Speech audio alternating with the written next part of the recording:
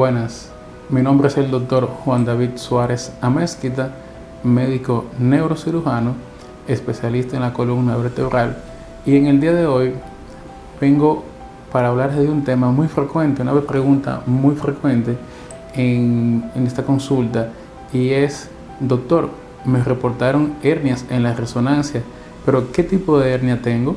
¿Son de cirugía? ¿No son de cirugía? ¿Qué amerita? Entonces, aquí vamos a hablar de ese momento. Lo más frecuente en esta consulta son los desgarros del anillo externo o de las fibras de Charpey. Estas fibras son las fibras más externas que comprometen o que cubren el disco intervertebral. Estas fibras, al romperse, provocan dolor. Este dolor va a mejorar con analgésicos y reposo. Más adelante está el abombamiento discal, y el abombamiento es una debilidad de la pared externa.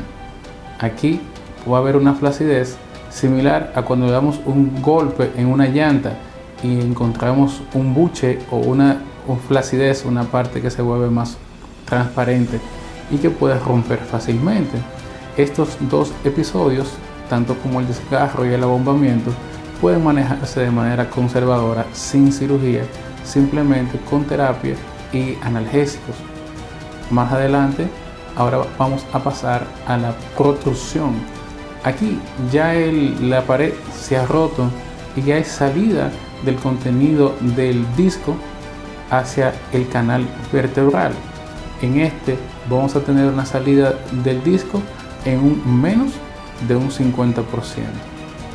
Este puede no tener contacto con las raíces nerviosas, por lo que pueden haber o no síntomas tales como parestesias, o sea, calambres, adormecimientos y dolor, y todo en conjunto como ciáticas. Luego tenemos la extrusión del disco, y aquí hay una salida de más de un 50%, casi todo el disco ha salido. Más adelante vamos a tener la migración. En la migración hay un desplazamiento del disco tanto como hacia arriba o hacia abajo. Por lo general van más hacia debajo, y esto provoca desplazamiento y deslizamiento de los nervios que están en el canal raquídeo, provocándole así al paciente mucha sintomatología y dolor, molestia.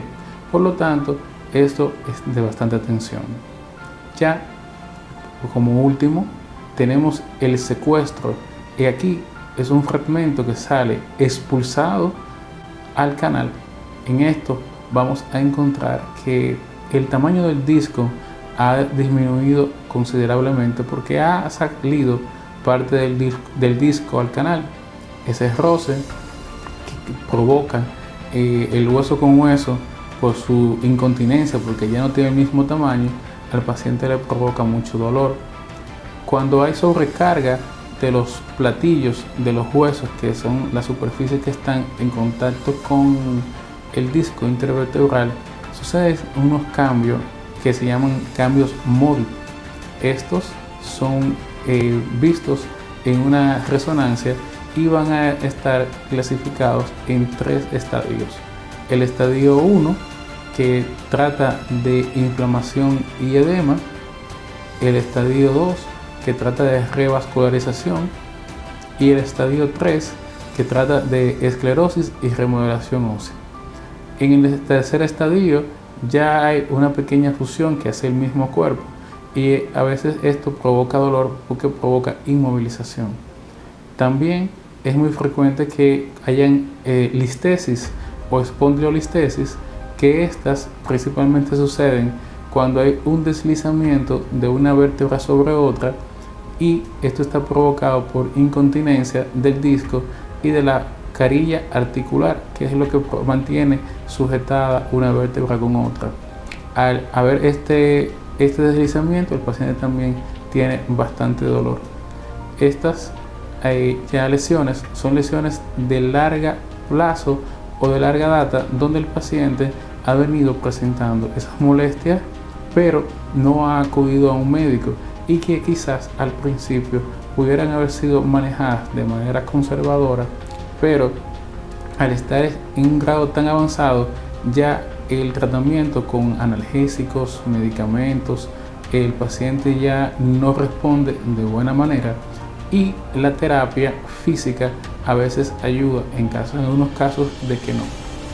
La cirugía de estos pacientes está indicada cuando hay un canal estrecho provocado por la hipertrofia y la obstrucción de los nervios en el canal.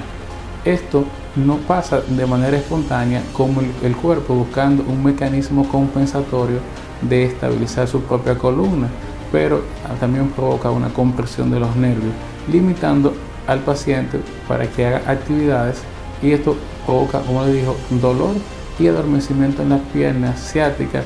Un paciente que camina a varias cuadras y está limitado para caminar, y un paciente que tiene mucho dolor tanto en la parte baja de la columna como en la cadera. Este dolor puede irradiarse a ambos lados y esto es lo que se conoce como estenosis del canal lumbar. Para alguna pregunta pueden escribirnos o dejar nuestros comentarios ahí debajo. Muchísimas gracias.